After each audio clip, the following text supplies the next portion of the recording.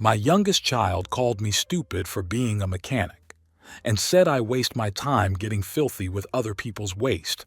So I cut off her college fund, and they both started bombarding my phone the following day. Be me, 44-year-old Greg, plumber who's been busting ass 60-plus hours a week for 12 years, providing for my family who apparently think my career is embarrassing. Buckle up for this wild one. Been fixing toilets and pipes for over a decade. Not glamorous, but pays the bills well. Found out I was infertile in my 20s. Sucked, but made peace with it. Fast forward a couple years. Doing okay financially. Got my own business. Nothing fancy. Just me. My van with a giant toilet on the roof. Best advertising decision I ever made, BTW. Growing list of clients. That's when I met Nicole, 41, at a friend's BBQ. Hot single mom with these adorable twin girls. Lily and Zoe, now 16. They were 6 when we met. These tiny blonde things with the biggest green eyes you've ever seen. Their biological dad was some asshole who bailed. Left as soon as Nicole told him she was pregnant. Nothing but a text message saying he wasn't ready for responsibility. Left her with nothing. She was waitressing at 2 different diners. Living in this crappy, 1-bedroom apartment. Slept on the couch so girls could have the bedroom. When she told me all this on our 3rd date, remember thinking this woman was a goddamn warrior. We hit it off immediately. Within 6 months, I moved them into my place. Modest 2-bedroom in Chicago. Suddenly felt way too small with 4 people. But we made it work. Girls were shy around me at first. Won them over though. Would come home with little toys I'd find at gas stations. Take them to the park on Sundays so Nicole could sleep in.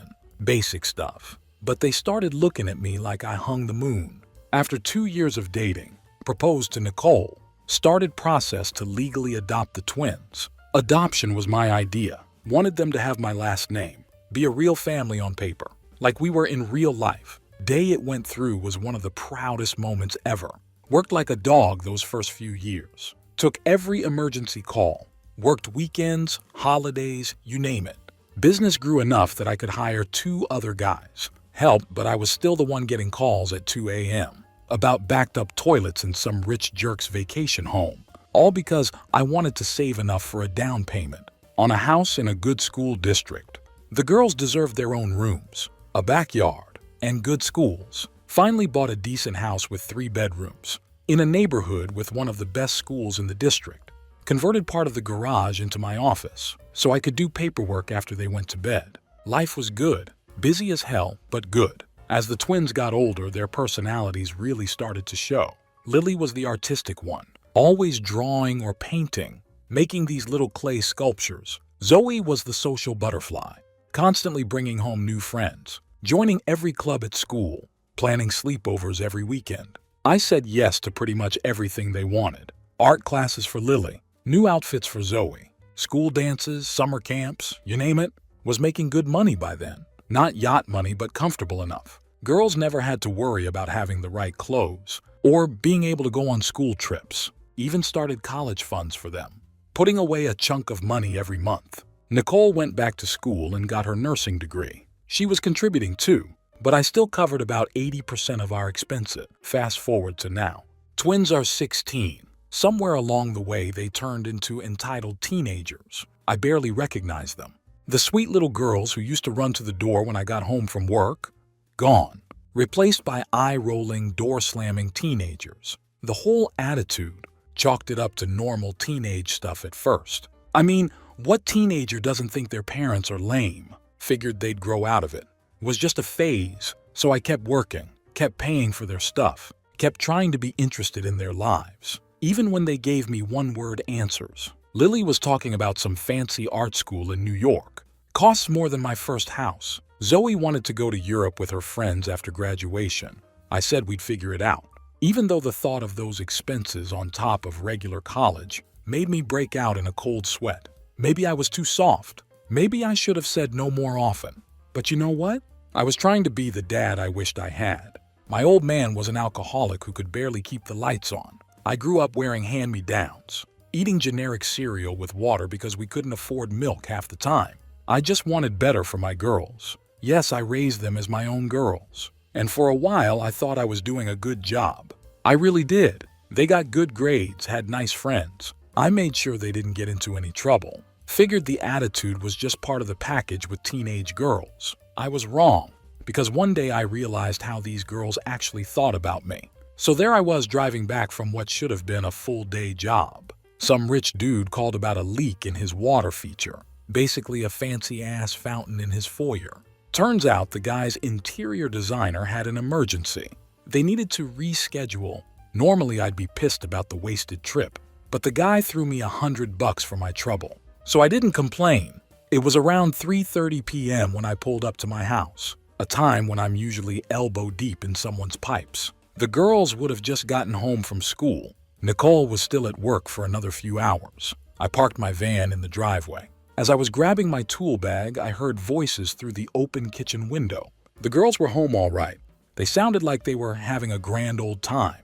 I was about to head inside when I heard my name. Something in Lily's tone made me stop. I crept closer to the window and heard them. "Dad's job is so goddamn embarrassing," Lily was saying, her voice dripping with contempt. Olivia's dad is a cardiologist and Jessica's dad is some big shot lawyer. Meanwhile, my dad crawls around in people's shit for a living. I felt like I'd been sucker punched. Sure, plumbing isn't glamorous work, but it pays the bills. A lot of bills, actually, including the ones for Lily's fancy-ass art supplies. That cost more per ounce than good whiskey. But Zoe's response was even worse. "Oh my God, I know. Remember when he showed up at the choir concert last year? Still in his work clothes because he came straight from a job. He smelled like pipe cleaner and had dirt under his fingernails. Tyler asked me if my dad was homeless." They both burst out laughing at that. My girls laughing about me because I worked a long day and still made sure to show up for their performance. I stood there frozen, my tool bag hanging at my side. "And he tries so hard," Lily continued. "Always asking about our friends and our hobbies like he actually gets it." "Yeah, he's not even our real dad," Zoe added casually, like she was commenting on the weather. "He tries to buy our love with all this stuff. Like we'll forget he's just some random plumber mom married because she was broke and desperate." If the first comments felt like a punch, this one was a fucking knife to the heart. Not their real dad. I'd been there since they were in preschool. I'd adopted them for Christ's sake. I'd helped them with homework, taught them to ride bikes, sat through hundreds of awful kids' movies, and tens of thousands of hours of Disney songs on repeat. I'd held them when they cried, cheered at every school event, and loved them unconditionally for 12 years. But apparently none of that mattered, because I fixed toilets for a living. "I bet if Mom had waited, she could have found someone better," Lily said. "Someone with a real job who doesn't come home smelling like a sewer." "Well, at least he pays for everything," Zoe replied with a laugh. "I'm getting him to pay for that beach trip next month. It's like $600, but he'll say yes. He always does."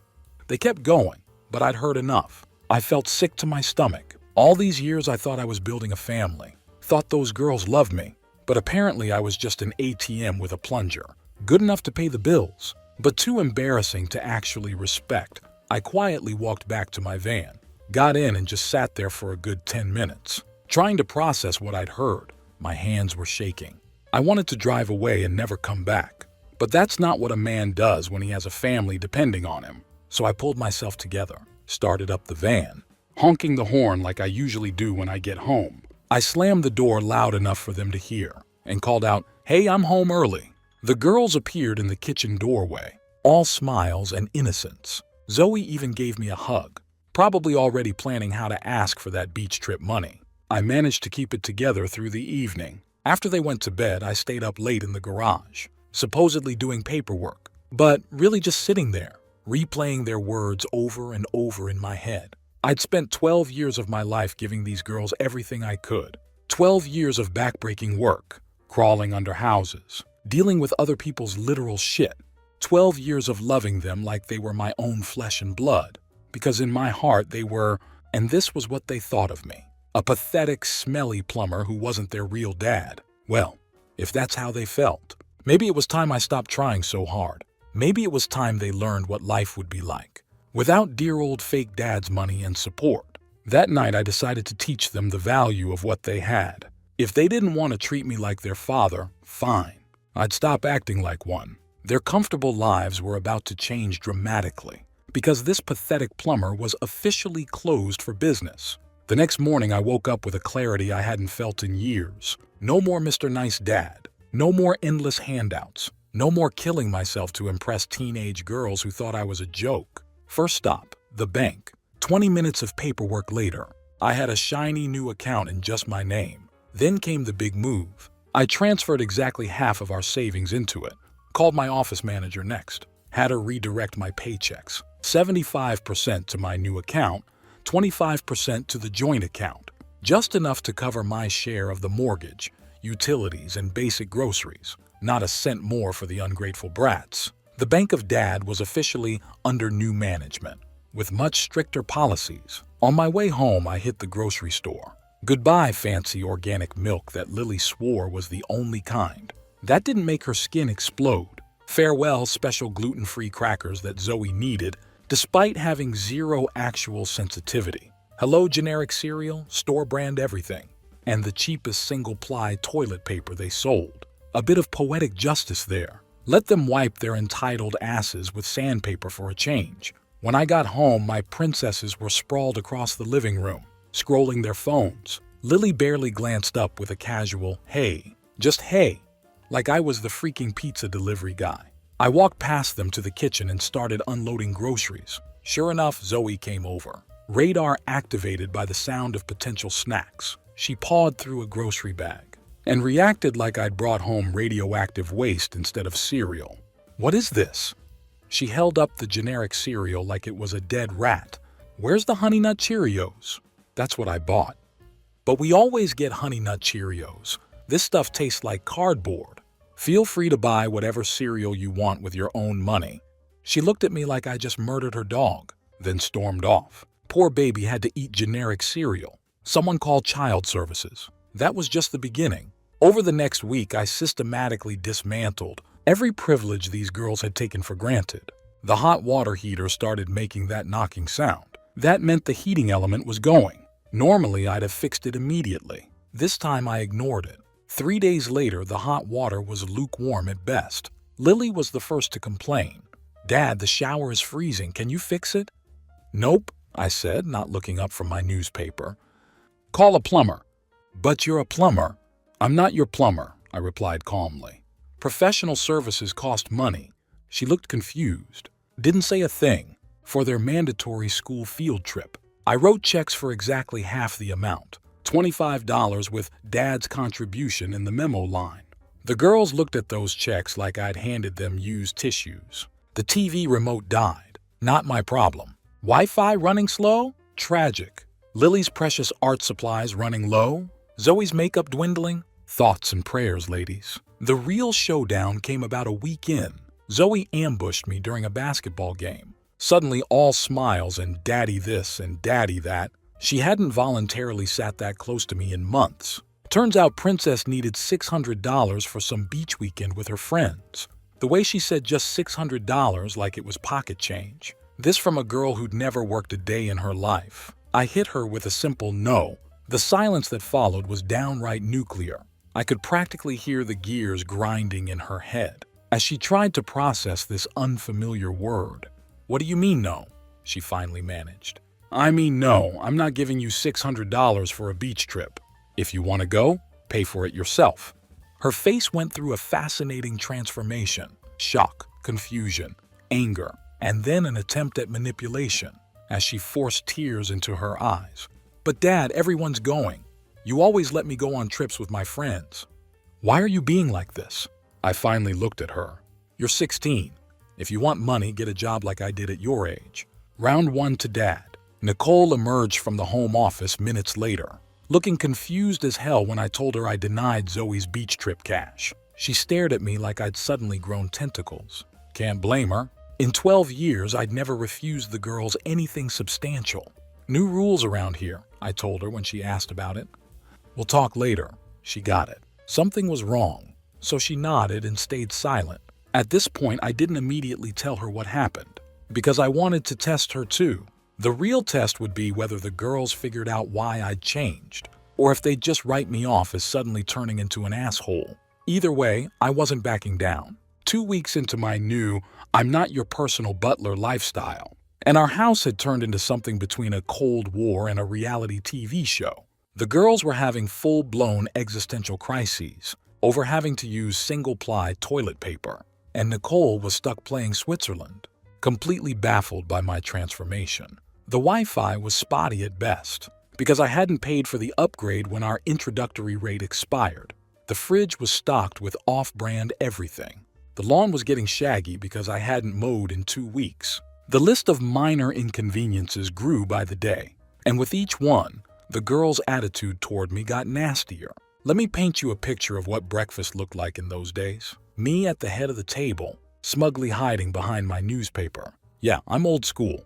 While sipping coffee, the girls huddled at the opposite end, giving me death glares while choking down their generic Toastos. That apparently tastes like cardboard soaked in sadness, and Nicole trying to figure out what the hell was going on. My youngest actually complained loudly for maximum dramatic effect that her cereal tasted like the box it came in. Without looking up from the financial section, I helpfully suggested the Kroger 2 miles away was hiring cashiers at $12 an hour, and 4 hours of work would buy enough name-brand cereal. She gave me an eye roll and called me a jerk. I just shrugged and said, must run in the family. Nicole near choked on her coffee. Zoe's missed beach trip triggered what can only be described as the teenage apocalypse. She spent the entire weekend perfecting her martyr routine, making sure everyone within a 5-mile radius knew. She was literally dying of embarrassment and social rejection. Dr. slamming, tragic sighing, and proclamations that this was the worst thing that has ever happened to anyone ever. When she declared at dinner that all her friends now thought she was a complete loser, I couldn't help but offer some perspective. Worse than breaking your arm in 3rd grade? Or that time you had pneumonia and spent a week in the hospital? Or when Mr. Whiskers the guinea pig died and you wore black for a week?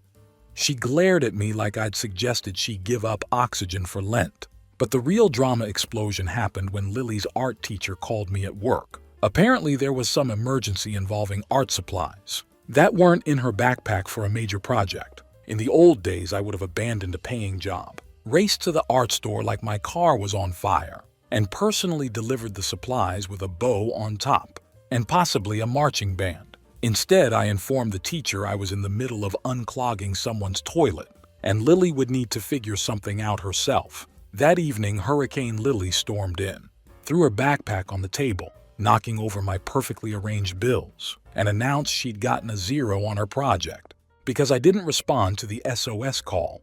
That's unfortunate, I said while sorting the bills. Unfortunate? That's all you have to say? Miss Patel called you. Why didn't you bring me what I needed? I set down my pen.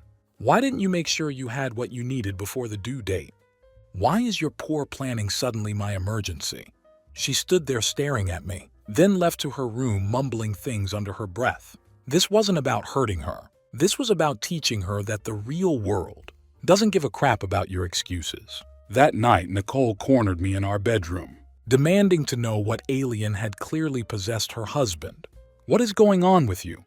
The girls are miserable. The house is falling apart and you're acting like you couldn't care less. Time to lay my cards on the table. I told her everything, how I'd heard the girls that day, what they'd said about my job being embarrassing, about me smelling like work, about not being their real dad, about how I just tried to buy their love. With each detail, Nicole's face changed. She looked angry and ashamed. They said that? Both of them? Yep, and laughed about it too. Nicole was quiet for a long moment. They need to apologize, she finally said. I laughed, then told her an apology wasn't enough, that they needed to learn how to respect the one who's been working like a dog for them, to have a comfortable life. By the end of week 3, the mood in the house had gone from tense to downright hostile. The girls were barely speaking to me. Nicole was caught in an impossible position, trying to mediate without taking sides, and I was standing my ground, refusing to back down despite the nuclear-level angst radiating through our home. Then things finally exploded when Lily's fancy art school application deadline loomed on the horizon. Art school had been her dream since forever, and I'd been saving for years to help make it happen. These top art schools cost about $70,000 a year all in, basically a luxury car payment every month, for 4 straight years. But I'd been ready to work myself into an early grave, to give her that opportunity. I was cleaning my work boots one evening when Lily started hovering nearby. I could practically hear her brain trying to figure out the best angle to approach me. After a few minutes of awkward lurking, she finally cleared her throat and asked, "Dad, can I talk to you about something?" I didn't look up. "Sure. So, the applications for art school are due next week, and I need to pay the application fees." "Okay," I said. But I didn't say anything else, just kept working on my boot. "It's $250 for RISD, $125 for Pratt, and $100 for SVA," she continued. "So that's $475 total." I nodded, still not looking up. "That's correct math. So, can I have the money for the application fees?" she finally asked. Her voice small now. I looked up. "No." The look on her face was priceless. Complete and utter disbelief. "What do you mean, no?" "I mean, no, I'm not giving you $475 for application fees. But this is my future we're talking about." Her voice rose. "You know how important this is to me.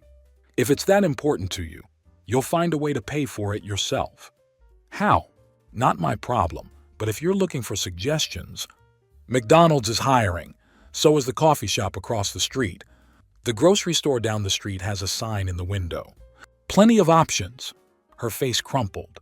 "Why are you being like this? I'm so sick of it." I finally laid it all out. Told her I'd heard everything she and Zoe said about me. Her face went pale. "Dad, I'm sorry. We were just being stupid. We didn't mean it." "Bullshit. You meant every word. And that's fine. You're entitled to your opinion. But actions have consequences. You don't get to treat me like garbage and then expect me to hand over hundreds of dollars whenever you want something. But my art school, still an option. Get a job, save up, apply next year if you have to, or apply to cheaper schools, or get student loans like millions of other kids. I hear the community college has a decent art program." She looked at me like I'd suggested she cut off her own arm. "Community college? Are you kidding me after all my hard work?" Welcome to the real world. Sometimes you have to adjust your expectations based on your resources. It's a valuable lesson, one I learned when I was a lot younger than you. That evening was pure chaos. Lots of crying and door slamming. Later that night, Nicole cornered me, asking if I was taking things too far. I reminded her that Lily's future wouldn't evaporate if she applied next year or went to a school she could actually afford. Then Nicole suggested I was being too harsh. "I understand you're hurt by what they said. I am too, but they're just kids. Kids say stupid, hurtful things they don't mean. They're not kids. They're 16, old enough to work, old enough to drive, old enough to know better. And they didn't just say stupid things. They revealed what they really think of me, of my job, of my role in this family. I'm not going to let that slide." She was quiet for a long moment, then asked about the application fees. "If Lily doesn't apply now, she'll have to wait a whole year. Then she waits a year, or she figures out how to earn the money herself. Or she applies to schools she can actually afford. There are options. But none of them involve me handing over cash to someone who thinks I'm a joke. And what about Zoe? Are you going to punish her too?" "It's not punishment. It's a life lesson. And yes, the same rules apply to both of them. No more handouts, no more free rides. They want something, they work for it." The next morning, Lily showed up at breakfast with puffy red eyes, looking like she'd gone 10 rounds with insomnia. Then Zoe followed. They both started apologizing, but this time it seemed like they started getting it. When they asked what they could do to fix things, I knew I finally had their attention. I laid out my terms. Both girls needed to get jobs. They wanted spending money, new clothes, application fees, time to earn them, like every other kid whose parents weren't millionaires. Lily tried protesting about how they had school and activities, but I reminded her that millions of teenagers manage to balance all three without spontaneously combusting. "You'll figure it out," I said flatly. Later that day, I overheard the girls in Lily's room, through our paper-thin walls. Zoe was acting like I'd suggested they take up coal mining. whining about how most of their friends didn't have to work. But Lily actually surprised me, telling her sister that we'd screwed up and now we needed to fix it. When Zoe asked if I hated them, Lily said something that gave me a sliver of hope. No, I think we hurt him and now he's trying to teach us a lesson. I walked away with a tiny smile. Maybe these girls weren't completely lost causes after all. So it's been about 2 months since Operation Reality Check began. And holy shit, what a transformation. If you told me back then how things would turn out, I wouldn't have believed you. But here we are. The Monday after our big confrontation, Lily came home with a job application from the coffee shop near her school. She filled it out that night, and I helped her prepare for the interview, not because she asked, but because despite everything, I still wanted her to succeed. Baby steps and all that. Zoe was more resistant. She spent a few days sulking and complaining before Lily finally dragged her to the mall and made her apply at 5 different stores. She ended up getting hired at McDonald's, which was a massive blow to her social status. She cried the night before her first shift, saying her life was literally over and she would literally die if anyone from school saw her in the uniform. She didn't literally die, though. She did come home that first night looking shell-shocked, smelling like fry grease, and nursing a minor burn on her arm from the fryer. "People are so rude," she said, collapsing onto the couch. "This guy yelled at me because we were out of sweet and sour sauce. Like it was my fault. Welcome to the service industry, kid. Now you know how it feels when someone treats you like you're beneath them." 2 weeks into their new jobs, both girls were exhausted and humbled, working 15 to 20 hours a week, while managing school and activities was no joke. Then came payday. I'll never forget the look on Lily's face when she got her first check. $283.47? That's it for 2 weeks of work? Now imagine trying to support a family on that, I said. She stared at the check, then at me, a new understanding dawning in her eyes. "Is this what you started out making as a plumber?" "Less, actually. My first job paid $7.25 an hour. I worked 60 hours a week and still barely made rent." For perhaps the first time, she looked at me and saw not just her dad, but a person who had struggled and sacrificed and worked his ass off to get where he was. The following week, Lily handed me $250 for her RISD application fee. She'd decided to apply to just one top school instead of 3, and she'd earned every penny herself. "I want to pay for the rest of my applications next year," she said. "If I don't get in this time, I'll save up and try again." I nodded, respecting her plan. That's a solid approach. Zoe's transformation was slower but no less significant. After a month at McDonald's, she came home one day and announced, "I'm applying for a hostess job. The tips are better and I won't smell like fry grease all the time." She got the job and quit McDonald's. The hostess position suited her better. She could use her natural social skills. And yes, the money was better. She started saving for a car, opening her own bank account, and putting away a portion of each paycheck. Both girls began contributing to household expenses, not because I demanded it, but because they offered nothing major, just $200 a month each toward rent, which I secretly deposited into their college funds. They didn't need to know that part yet. The lesson was in the giving, not in where the money ultimately went. More importantly, they started showing appreciation for what they had. The complaints stopped. They began buying their own name brand stuff when they really wanted it. And suddenly, it wasn't such a big deal to have store brand everything else. Funny how that works. The most surprising change was in how they treated me. The eye rolling and door slamming stopped. They started asking about my day and actually listening to the answers. Lily even asked to ride along on a job one Saturday, curious about what I actually did all day. She watched me replace a water heater in some mansion, getting her hands dirty, helping me carry out the old one. The real test came last week when Zoe's phone died. The screen shattered after she dropped it, and it wouldn't turn on no matter what she tried. The old Zoe would have immediately demanded a new one. The latest iPhone, of course. Nothing less would do. The new Zoe came to me with a different approach. "Dad, my phone's broken. Can you help me figure out the cheapest way to replace it? I have about $300 saved up." I was so proud. "Let's look at options," I said. "There's a repair shop that might be able to fix the screen for less than a new phone would cost." We went together and got a quote, $175 for a new screen. She paid for it herself, waited patiently for the repair, and was genuinely grateful when it worked. Small victories, but they add up. Nicole has noticed the changes too. At first she was caught in the middle, torn between supporting me and protecting her daughters. But as she's seen the positive effects, she's come around. "They're different people," she said last night as we were getting ready for bed. "More responsible, more thoughtful." "You were right. They just needed to learn the value of hard work and money," I replied. "And to stop taking everything for granted." She smiled at me. "Including their dad." "Including their dad," I agreed. That brings us to today. We're not perfect, but we're making progress. Real, sustainable progress. Both girls are keeping their jobs, even though I've started covering some of their expenses again. They've learned to budget, to save, to think twice before asking for something they want but don't need.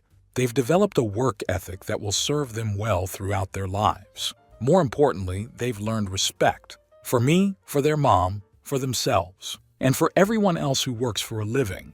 They no longer look down on the plumber, the cashier, the fast food worker, because they've been on the other side of that counter. As for me, I'm proud of them, proud of how they've stepped up, how they've grown, how they've owned their mistakes and worked to make amends. They're becoming the kind of people I always hoped they would be. Hardworking, responsible, compassionate. Do I regret how I handled things? Not for a second. It was tough. It was uncomfortable. It damn near broke us as a family for a while there. But it worked. I didn't lose my family. My family didn't lose me. And that's the real win. Edit. Thanks for all the awards and comments. To answer some questions. 1. Yes, I legally adopted the girls when they were 6, so I am their father in every way that matters. Legally, financially, and emotionally. 2. No, I don't actually make them pay rent. The $200 each contributes goes straight into their college funds. They don't know that yet. 3. Yes, Lily got into RISD. The acceptance letter came last week. We're still figuring out how to pay for it, but I'm insanely proud of her. 4. No, my wife doesn't make much. She's a nurse at a nonprofit clinic, so her salary is lower than average. I do make about 3 times what she does, which is why I've always covered most expenses. 5. Yes, my plumbing business is doing well. I have 5 employees now, and we specialize in high-end bathroom remodels. Not exactly just a plumber anymore. Update. Just overheard Zoe defending me to her friend, who made a joke about plumbers. My dad makes more than your accountant, Dad. And he doesn't have to sit in a cubicle all day. Progress. People, progress.